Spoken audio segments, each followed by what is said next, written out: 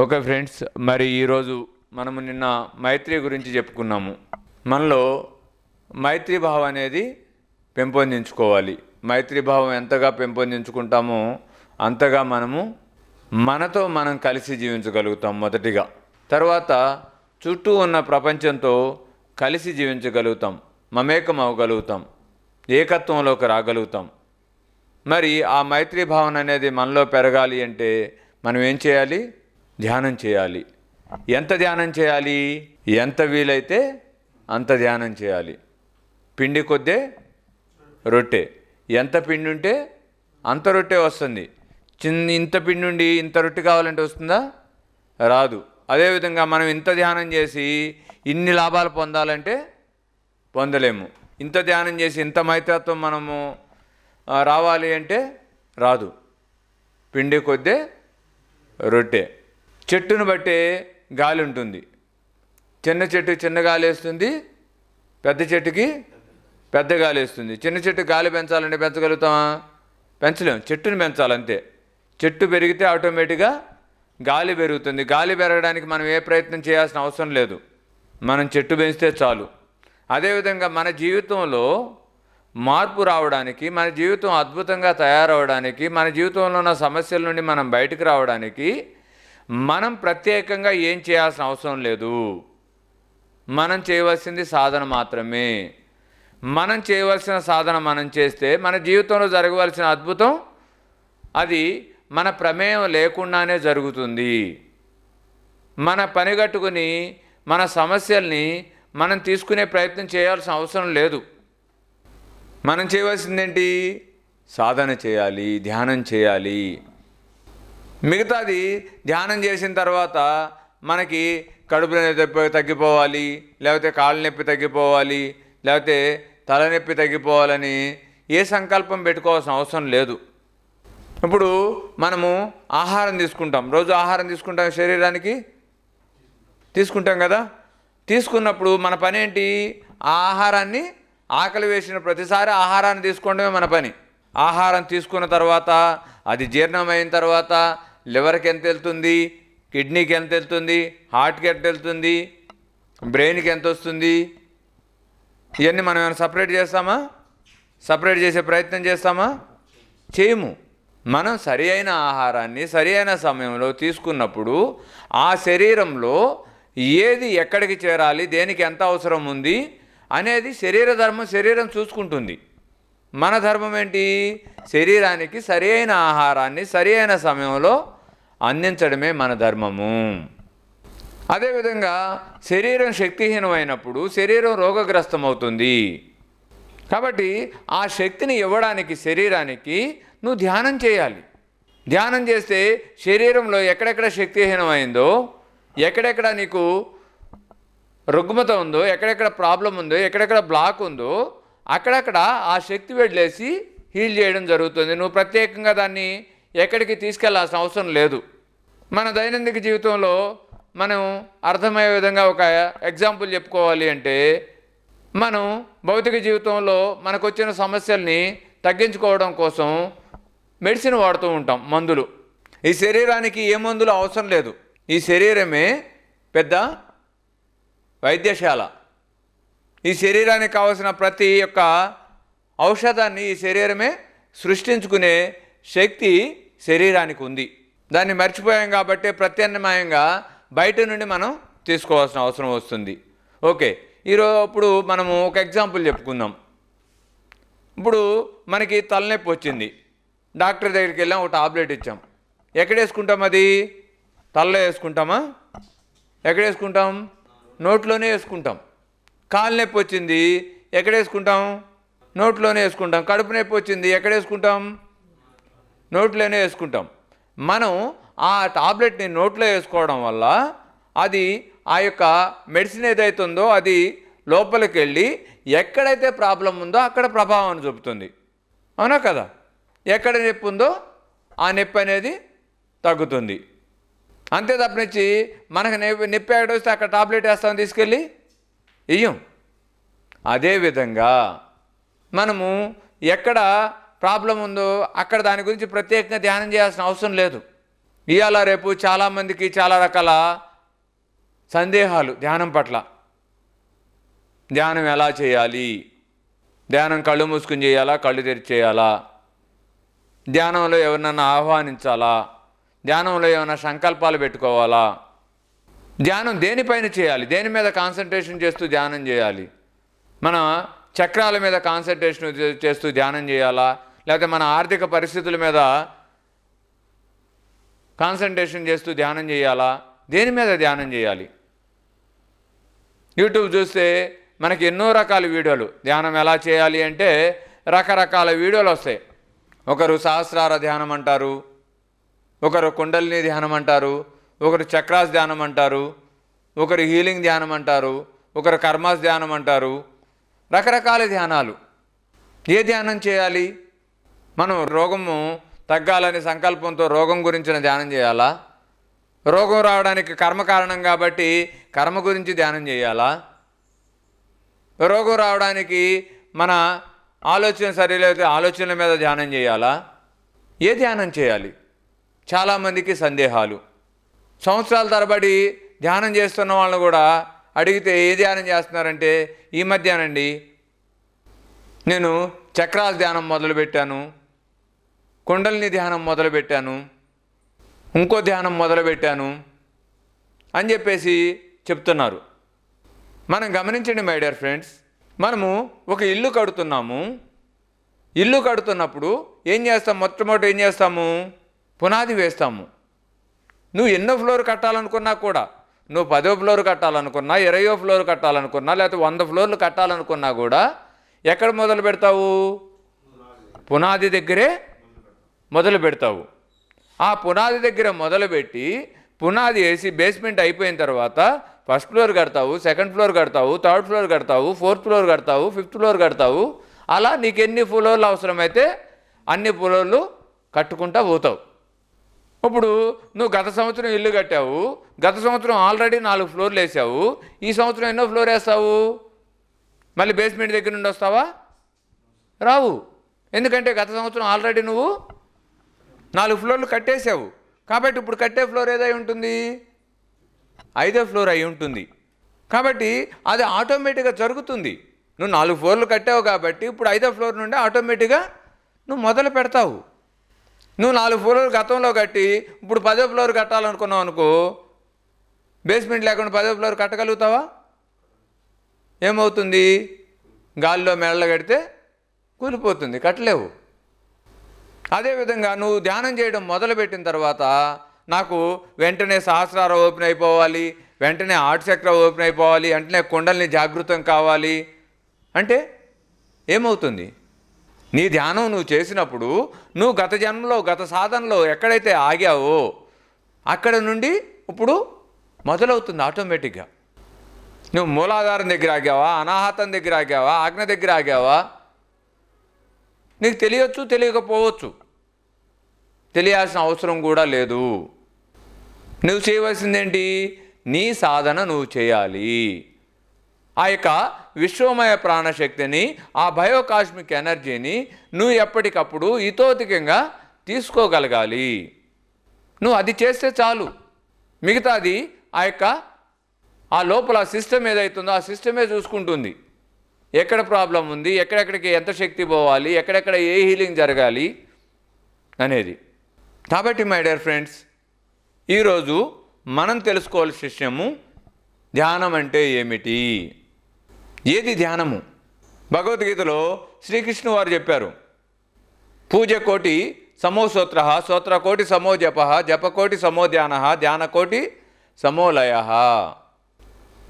కోటి పూజలు ఒక స్తోత్రంతో సమానము, కోటి స్తోత్రాలు ఒక జపంతో సమానము, కోటి జపాలు ఒక ధ్యానంతో సమానము. కాబట్టి మనము ధ్యానం చేయడం అంటే పూజ దాటి మనం వచ్చాము. మన జీవితంలోనికి ఈరోజు ధ్యానం వచ్చిందంటే ఎన్నో జన్మల్లో ఎన్నో పూజలు చేశాము, అయిపోయింది. ఎన్నో జన్మల్లో ఎన్నో స్తోత్రాలు చేశాము, ఎన్నో జన్మల్లో ఎన్నో జపాలు చేశాము. ఈ జన్మలో మనము ఏం చేయబోతున్నాము? ధ్యానం చేయబోతున్నాము. ధ్యానం చేయడానికే వచ్చాము. ఎలిమెంటరీ స్కూల్లో జాయిన్ చేసినప్పుడు ఏం చేస్తారు? ఆలు నేర్పుతారు. 1వ తరగతికి వచ్చిన తర్వాత పదాలు నేర్పుతారు. 2వ తరగతి వచ్చిన తర్వాత వాక్యాలు నేర్పుతారు. తర్వాత పాఠాలు చెప్తారు. మనము ఇప్పుడు ఏ తరగతిలో ఉన్నామో దాన్ని బట్టి ఆ తరగతికి సంబంధించిన పాఠాలు నేర్పుతారు.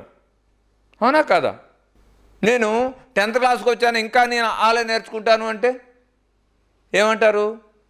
నువ్వు ఉంది ఎలిమెంటరీ స్కూల్లో కాదురా నాయన, నువ్వు ఉంది హై స్కూల్లో ఉన్నావు, నువ్వు కాలేజీలో ఉన్నావు, నువ్వు యూనివర్సిటీలో ఉన్నావు. దానికి సంబంధించిన విషయాలు నువ్వు నేర్చుకోవాలి. ఆల్రెడీ చిన్నప్పుడు ఎప్పుడో ఎల్కేజీకి వెళ్ళినప్పుడే వాళ్ళు నేర్చేసుకున్నావు, అయిపోయింది. ఇప్పుడు నువ్వేం చేయాలి? నువ్వు ఏ తరగతిలో అయితే ఉన్నావో ఆ తరగతికి సంబంధించిన పాఠాలు నేర్చుకోవాలి. నీ తరగతి కాకుండా, నీ స్థాయి కాకుండా నీ దగ్గరికి ఒక విషయం రాదు, వచ్చినా అది అర్థం కాదు. నీ జీవితంలోనికి ధ్యానం వచ్చిందంటే, ధ్యానం పట్ల అవగాహన వచ్చిందంటే, ధ్యానం పట్ల ఆసక్తి కలిగిందంటే నీ స్థాయి ధ్యానం చేసే స్థాయి, పూజలు చేసే స్థాయి కాదు, స్తోత్రం చేసే స్థాయి కాదు, జపం చేసే స్థాయి కాదు, నువ్వు ధ్యానం చేసే స్థాయి. కాబట్టి మొట్టమొదటిగా అది గుర్తుంచుకోవాలి.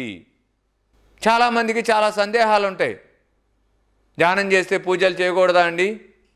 ఆల్రెడీ ఆ స్థితిలోనే ఉన్నావు నువ్వు, పూజ స్థితిలోనే ఉన్న. పూజ అంటే ఏంటి?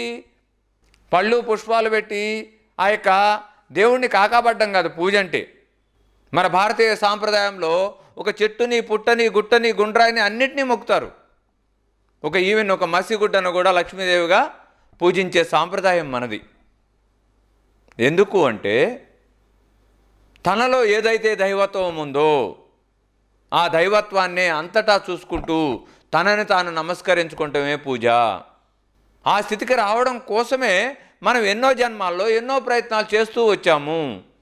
మన ఆత్మ పరంపరలో ఒక నాస్తికుడిగా, అంటే దేవుడు లేడు అనే స్థాయి నుంచి, ఎంతోమంది నాస్తికులు ఉంటారు కదా, వాళ్ళు ఏం చెప్తారు? అసలు దేవుడే లేరని చెప్తారు. దేవుడు లేడు అనే స్థాయి నుండి దేవుడు ఒకడు ఉన్నాడు అనే స్థాయికి వచ్చి, ఆ ఉన్న దేవుడు ఎవరో కాదు నేనే అనే స్థాయికి రావడమే ఈ ఆత్మ యొక్క లక్ష్యం. అంశాత్మ నుండి పూర్ణాత్మగా మారడంలో ఉన్న లక్ష్యం ఏంటంటే, నేను దేవుడు లేడు అనే స్థితి నుండి నేనే దేవుణ్ణి అనే స్థితికి చేరడానికే. కాబట్టి ఇలా చేరే క్రమంలో మనము దేవుడు లేడు అని వాదించే స్థాయి నుండి దేవుడున్నాడు, దేవుణ్ణి పూజించాలి, స్తుతించాలి, భజించాలి అనే స్థాయికి వచ్చి వాటన్నిటినీ దాటుతూ మనం ఈ రోజున ఏ స్థాయిలో ఉన్నాము? ధ్యానం చేసే స్థాయిలో ఉన్నాము. బయట ఎక్కడో లేడు దేవుడు, నీ అంతరంలోనే దాగి ఉన్నాడు.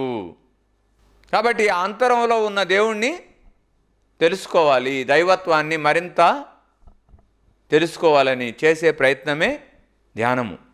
ధ్యానము అంటే దైవంతో కలిసి జీవించడము. ధ్యానము అంటే దేవుడు ఎక్కడో లేడు, నాలోనే ఉన్నాడు, నేనే ఆ దైవ స్వరూపుణ్ణి అని చెప్పేసి గుర్తు తెచ్చుకునే ప్రయత్నం చేయడము. కాబట్టి దీనికి మనం చేయవలసిందేంటి? మనం ఏం చేయాలి అంటే, ధ్యానము అంటే శ్వాస మీద ధ్యాస. ఎవరు చెప్పారు? జగద్గురు బ్రహ్మర్షి పితామహ పత్రిజీ గారికి ఒకసారి గట్టి క్లాప్ చేద్దాం. బుద్ధుడు ఎన్నో రకాల ఆ యొక్క ఎన్లైట్మెంట్ పొందాలని, ఆ దుఃఖం నుండి బయటకు రావాలని ఆయన రకరకాల ప్రయత్నాలు చేసి చేసి చేసి చిట్ట చివరికి ఈ యొక్క శ్వాసని గమనించడం ద్వారానే ఆయన ఎన్లైట్మెంట్ పొందుతాడు, బుద్ధత్వాన్ని పొందుతాడు. పొందిన తర్వాత ప్రపంచానికి అంతటికి కూడా ఆ శ్వాసను గురించిన అవగాహన కల్పించడం కోసం అప్పట్లోనే ఉన్న ఆ యొక్క పాళీ భాషలో ఆనాపానా సతి, ఆనా అంటే ఉచ్ఛ్వాస, అపాన అంటే నిశ్వాస, సతి అంటే కూడుకుని ఉండడము. ఆ ఉచ్ఛ్వాస నిశ్వాసాలతో కూడుకుని ఉండడం ద్వారానే బుద్ధత్వం వస్తుందని చెప్పేసి 2500 సంవత్సరాల క్రితమే ఆ బుద్ధుడు ప్రపంచానికి తెలియజేశారు. అలాంటి ధ్యానాన్ని మళ్ళీ మన జగద్గురు బ్రహ్మర్షి పితామహ పత్రిజీ గారు అతి సాధారణ వ్యక్తికి కూడా అర్థమయ్యే రీతిలో ధ్యానం అంటే శ్వాస మీద ధ్యాస అంటూ ఈ రోజున కొన్ని కోట్ల మందికి ధ్యానాన్ని మళ్ళా పరిచయం చేశారు. కాబట్టి ధ్యానము అంటే ఏమిటంటే మన శ్వాసని మనం గమనించడమే. అది ధ్యానంలోకి వెళ్ళే ఒక ప్రక్రియ. యోగ శాస్త్రానికి మరి ఆర్యుడైనటువంటి పతాంజలి మహర్షి ఏం చెప్పారు? యోగము అంటే యోగ చిత్త వృత్తి నిరోధ. యోగము అంటే మన చిత్తాన్ని నిరోధించడం, అంటే శూన్యం చేయడము. యోగము అంటే కలయిక, మనతో మనం కలవడము, దాన్నే ధ్యానము అంటాము. ఆ ధ్యానము అంటే ఏంటంటే నువ్వు చిత్తాన్ని నిర్వీర్యం చేయడం, అంటే దాన్ని ఖాళీ చేయడం, మనసుని శూన్యం చేయడము. ధ్యానం అంటే మనసుని పరిశూన్యం చేయడము, మహాపరిశూన్యం చేయడము. కాబట్టి మనసుని ఎంత శూన్యం చేస్తామో అంతగా నువ్వు ధ్యానంలోకి వెళ్ళినట్లు. మనసు ఉంటే ధ్యానం అవుతుందా? మనసు లేకపోతేనే ధ్యానం అవుతుంది. కాబట్టి మై డియర్ ఫ్రెండ్స్, ఇక్కడ నువ్వు ధ్యానంలో కూర్చొని ఒక నామాన్ని స్మరిస్తూ ఉన్నావంటే, ఉచ్చరిస్తూ ఉన్నావంటే అక్కడ మనసు ఉంటుందా లేదా? ఒక నామాన్ని నువ్వు ఉచ్చరిస్తున్నావంటే నీకు మనసు ఉంటుందా లేదా? మనసు ఉంటేనే కదా. మరి మనసు ఉంటే ధ్యానం అవుతుందా? మనసుని శూన్యం చేస్తేనే ధ్యానం అవుతుంది. మరి నువ్వు ఒక నామాన్ని ఉచ్చరిస్తూ ఉన్నావు అంటే నీ మనసు పనిచేస్తుందనే కదా. అంటే అది ధ్యానం కాదు. నువ్వు ఒక జపం చేస్తున్నావు అంటే అక్కడ కూడా మనసు పనిచేస్తుంది. నువ్వు ఒక సంకల్పం చేస్తున్నావు అంటే, ఒక ఆహ్వానం పలుకుతున్నావు అంటే, ఒక ఊహాగానం చేస్తున్నావు అంటే అక్కడ ఏముంటుంది? ఉంటుందా లేదా మనసు? కాబట్టి నీకు మనసు పనిచేస్తుంది అంటే అది ధ్యానం కాదు. మనసు లేని స్థితినే ధ్యానము అంటాము. కాబట్టి మై డియర్ ఫ్రెండ్స్, ఇవాళ రేపు అంతా మనము యూట్యూబ్లో చూసేసి రకరకాల ధ్యానాలు చేస్తూ ఉన్నాము. వాటన్నిటి నుండి ఎరుకతో బయటకు రావాలి. ధ్యానము అంటే మనసును శూన్యం చేయడమే అని తెలుసుకోవాలి. మనసు పనిచేస్తే అది ధ్యానం కాదు అనే అవగాహన మనకు కలగాలి. నిన్న ఎవరో మా మిత్రులు అడిగారు, మీరు ఉదయం ధ్యానం చేస్తున్నారు కదా, ధ్యానంలో మీరు ఏమీ చెప్పడం లేదు, ఎనర్జీ వస్తుందని చెప్పడం లేదు, ఎనర్జీని ఫీల్ అవ్వండి అని చెప్పడం లేదు, ఒక మాస్టర్ని ఇన్వైట్ చేయడం అని చెప్పడం లేదు. నేను వేరు ధ్యానాల్లో వేరు వీటిల్లో పాల్గొన్నాను. వాళ్ళందరూ కంటిన్యూషన్గా ధ్యానం చేస్తున్నంతసేపు మాట్లాడుతూనే ఉన్నారు. ధ్యానం చేస్తున్నంతసేపు కూడా ఆ శక్తిని తీసుకోండి అని చెప్తున్నారు, ఆ శక్తి ప్రవాహంలాగా వస్తుంది అని చెప్తున్నారు. మరి మీరు ఎందుకు చెప్పడం లేదు అని అడిగారు.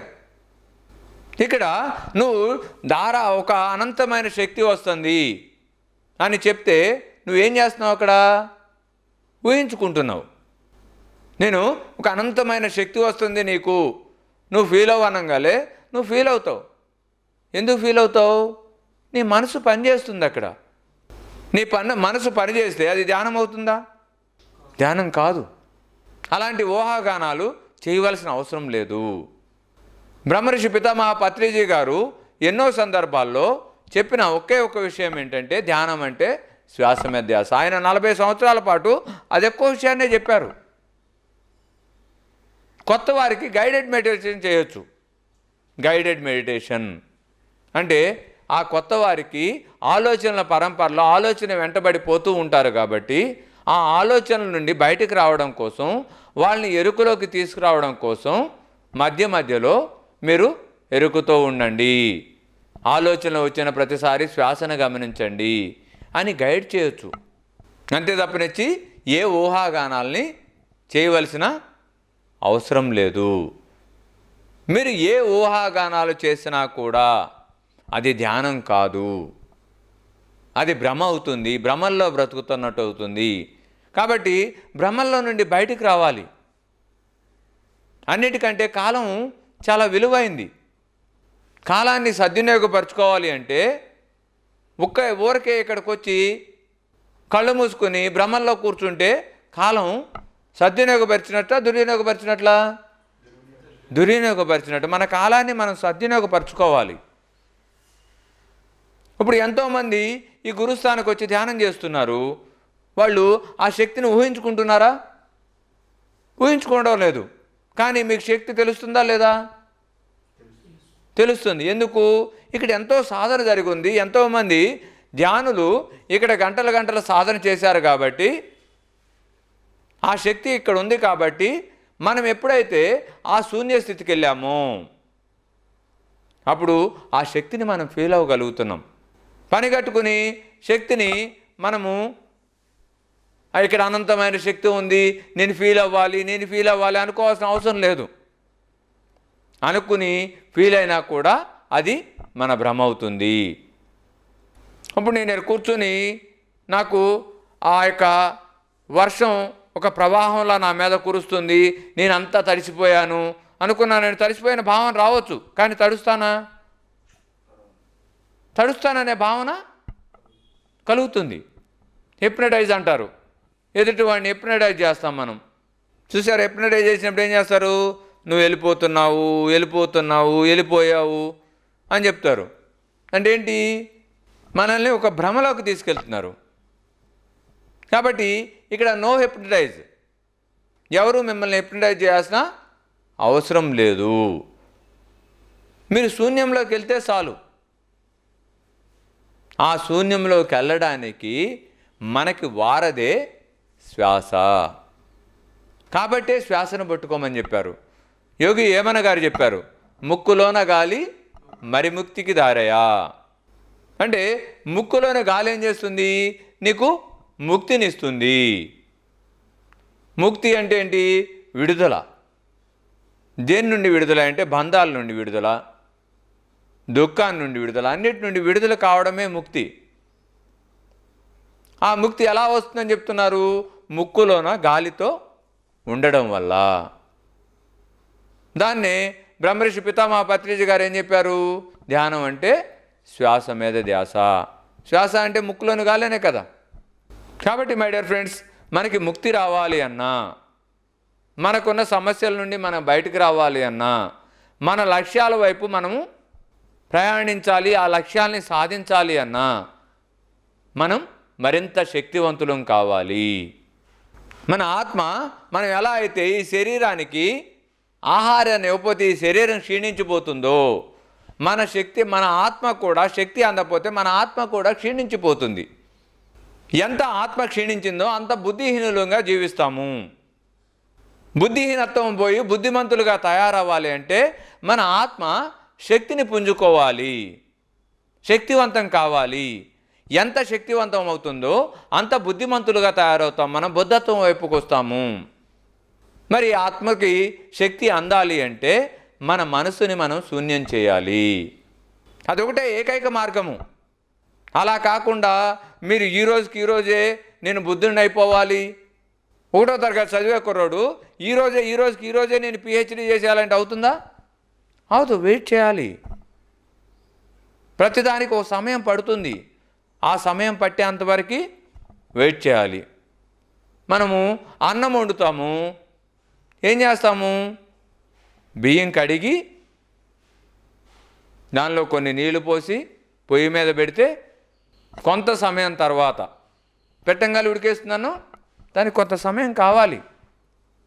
కొంత ఆ సమయం మనం ఇస్తే అది ఉడికి అది అన్నంగా మారుతుంది. అన్నాన్ని ఏమన్నాం మనం? పరబ్రహ్మ స్వరూపం అన్నాం. బియ్యాన్ని పరబ్రహ్మ స్వరూపం అంటారా? అన్నాన్నే పరబ్రహ్మ స్వరూపం అంటాం. మనం కూడా పరబ్రహ్మ స్వరూపంగా మారాలి అంటే మనం కూడా వెయిట్ చేయాలి. వెయిట్ చేస్తే ఎలా అయితే ఆ పొయ్యి మీద కొంత సమయం ఉడికిన తర్వాత బియ్యం అన్నంగా మారిందో, మనం కూడా సాధనలో కొంత సమయము ఉండగలిగితే అప్పుడు మనం కూడా పరబ్రహ్మంగా మారుతాము. ఎలా అయితే ఒక గొంగళ పురుగు సీతాకోచిలుక అయిందో, ఒక బొగ్గు వజ్రమైందో, ఒక నీటి బిందువు ముత్యమైందో, ఒక నరేంద్రుడు వివేకానందుడు అయ్యాడో, ఒక గాంధీ మహాత్ముడు అయ్యాడో, అలాగే మనం కూడా పరబ్రహ్మలుగా మారతాము, దేవుళ్ళమని తెలుసుకుంటాము. కాబట్టి మై డియర్ ఫ్రెండ్స్, ఈ యొక్క ఒక స్థాయి నుండి ఇంకో స్థాయికి మారడానికి కొంత సమయం పడుతుంది. గొంగళ పురుగు సీతాకోకచిలుకగా మారడానికి మధ్యలో కొంత సమయం ఉందా లేదా? చిన్నప్పుడు చదువుకుని ఉంటాం కదా. ఒక ఆల్చెప్పులో పడిన నీటి బిందువు ముత్యంగా మారడానికి కొంత సమయం పడుతుంది. ఒక బొగ్గు వజ్రంగా మారడానికి కొంత సమయం పడుతుంది. అదేవిధంగా నువ్వు పరమాత్మగా మారడానికి, పరమాత్మ స్థాయి చేరడానికి కొంత సమయం పడుతుంది. ఆ సమయంలో నువ్వేం చేయాలి? అది చేయాలి, సాధన చేయాలి. నీ మనసుని నువ్వు శూన్యం చేసుకోవాలి. కాబట్టి మై డియర్ ఫ్రెండ్స్, మనమందరం కూడా ధ్యానం పట్ల ఉన్న భ్రమల నుండి బయటకు వద్దాము. ధ్యానం అంటే ఏమిటనే విషయాన్ని తెలుసుకుందాము. ఎవరి మార్కెటింగ్లో వాళ్ళు మరింత ఎదగాలి, మరింత పాపులర్ కావాలని రకరకాల టెక్నిక్స్ని మనము ఇంట్రొడ్యూస్ చేస్తూ ఉన్నారు. ఎవరి టెక్నిక్ వారిదే. ఇప్పుడు నేను ఫేమస్ కావాలనుకున్నాను అనుకోండి, నేను ఒక కొత్త విషయాన్ని చెప్తే, నేనే ఇది కనుక్కున్నాను అని చెప్తే నేను ఫేమస్ అవుతా. ఇది బుద్ధుడు చెప్పాడు, పత్రిజీ చెప్పారు, వేమన చెప్పారు అంటే నన్ను పట్టించుకుంటారా? ఉంది కదా, ఎవరో చెప్పిన విషయాన్ని నేను చెప్తున్నా. కాబట్టి నేను ఫేమస్ కావాలి, నేను జనాల్లోకి వెళ్ళాలి అనుకుంటే నేనేం చెప్తాను? కొత్తది కనుక్కోవాలనుకుంటాను. కొత్త విషయాన్ని అది కరెక్ట్ కాదు అని తెలిసినా కూడా, అది సరి అయింది కాదు అని తెలిసినా కూడా నా యొక్క లక్ష్యం ఏంటి? నేను పాపులర్ కావాలి, నేను జనాల్లోకి వెళ్ళాలి. కాబట్టి నేనేం చేస్తాను? కొత్తదనాన్ని తీసుకెళ్ళాలనుకుంటాను, ఉన్న సత్యాన్ని తీసుకెళ్ళాలనుకోను. మనం తెలియకుండానే ఏం చేస్తాము? ఆ కొత్తదనానికి ఆకర్షితులు అవుతాం. ఆల్రెడీ ఒకరు చెప్పిందే చెప్తే, మనకు తెలిసిందే వింటే మనకి అంత శ్రద్ధ ఉండదు దాని పట్ల. కొత్తది కావాలి, ఎప్పటికప్పుడు కొత్తది కావాలి. ఉన్నది ఒకటే సత్యం మై డియర్ ఫ్రెండ్స్. ఎవరు చెప్పినా, ఆది గురువు ఆ పరమశివుడి దగ్గర నుండి ఈరోజు పత్రిజీ వారికి ఏది చెప్పినా ఉన్నది ఒకటే సత్యము. కాలమాన పరిస్థితులకు అనుగుణంగా ఒక్కొక్కరు ఒక్కొక్క విధానంలో చెప్పుండొచ్చు కాక, కానీ ఉన్నది ఒకటే సత్యము. పత్రిజీ 41 రోజులు ధ్యానం చేయమని చెప్పారు. జీసస్ క్రైస్టు 41 రోజులు ఉపవాసం ఉండమని చెప్పాడు. దేనికి ఉపవాసము? మనసుకు ఉపవాసము. మనసుకి ఆలోచనలు ఇవ్వద్దని చెప్పాడు. ఆలోచనలు లేని స్థితిలో 41 రోజులు ఉండమని జీసస్ క్రైస్ట్ చెప్పాడు. అదే పత్రిజీ గారు 41 రోజులు శ్వాస మీద ధ్యాస పెట్టమని చెప్పారు. ఎవరు చెప్పినా అదే. కాబట్టి మనము ధ్యానం పట్ల ఎరుకుతో ఉందాము. ధ్యానం చేస్తున్నాం అన్న భ్రమలో మరేదో చేయొద్దు. ధ్యానం అనేది చేసేదే కాదు, ధ్యానంలోకి వెళ్ళే ప్రయత్నము చేయడానికే శ్వాస మీద ధ్యాస. మనసుని శూన్యం చేయడానికే శ్వాస మీద ధ్యాస. కాబట్టి మై డియర్ ఫ్రెండ్స్, మనమందరం కూడా ప్రతిరోజు చక్కగా సరి అయిన ధ్యానాన్ని చేద్దాము. మనం మరింత ఆత్మపరంగా ఎదుగుతూ భౌతికంగా అద్భుతంగా జీవిద్దాము. చాలామందికి చెప్తూ ఉంటారు, నాకు ధ్యానంలో కూర్చున్నప్పుడు కృష్ణుడు వచ్చాడండి, రాముడు వచ్చాడండి, జీసస్ వచ్చాడండి, నేను అద్భుతమైన లోకాలను చూశానండి. మేబీ చూడొచ్చేమో గాక, అవన్నీ వాస్తవమే, అవాస్తవమేమి కాదు. నువ్వు శూన్యంలోకి వెళ్ళినప్పుడు ఖచ్చితంగా విశ్వంలో ఉన్న అద్భుతాలని నువ్వు చూడగలుగుతావు. నువ్వు శూన్యంలోకి వెళ్ళకుండా కూడా బ్రహ్మంలోకి వెళ్ళినప్పుడు కూడా అదే అద్భుతాలను నువ్వు ఊహించుకోగలుగుతావు. కాబట్టి నువ్వు ధ్యానంలో కూర్చున్నప్పుడు ఏమి చూసావు అనేది అసలు మనకు ప్రశ్నే కాదు. ధ్యానంలో నుండి లేచిన తర్వాత నువ్వు ఎంత అద్భుతంగా జీవిస్తున్నావు, ఎంత మైత్రితో జీవిస్తున్నావు, ఎంత దయతో జీవిస్తున్నావు, ఎంత కరుణతో జీవిస్తున్నావు, దాన్ని బట్టి నువ్వు ఎంత సాధన నీకు ఉపయోగపడుతుంది అనేది ఆధారపడి ఉంటుంది. నువ్వు గంటలు గంటలు ధ్యానం చేస్తూ ఎన్నో అనుభవాలు చెప్తూ నీ జీవితంలో కరుణ లేదు, నీ జీవితంలో దయ లేదు, నీ జీవితంలో మైత్రి లేదు అంటే నీ జీవితంలో ధ్యానమే లేదు, నీ జీవితంలో సరి అయిన సాధనే లేదు. కాబట్టి నీ జీవితంలో సరి అయిన సాధన ఉంది, సరి అయిన ధ్యానం ఉంది అని కొలమానం ఏమిటాయంటే నీ భౌతిక జీవితంలో నువ్వు ఎలా జీవిస్తున్నావు, ఇతరుల పట్ల నువ్వు ఎలా జీవిస్తున్నావు, ఇతర జీవుల పట్ల నువ్వు ఎలా ప్రవర్తిస్తున్నావు అనే దాన్ని బట్టే నువ్వు సరి అయిన సాధనలో ఉన్నావా, సరి అయిన సాధనలో లేవా అనేది అర్థమవుతుంది. కాబట్టి మనమందరం కూడా సరి అయిన ధ్యానం చేద్దాము, జీవితాన్ని మరింత అద్భుతంగా తీర్చిదిద్దుకుందాం. Thank you very much friends. Thank you.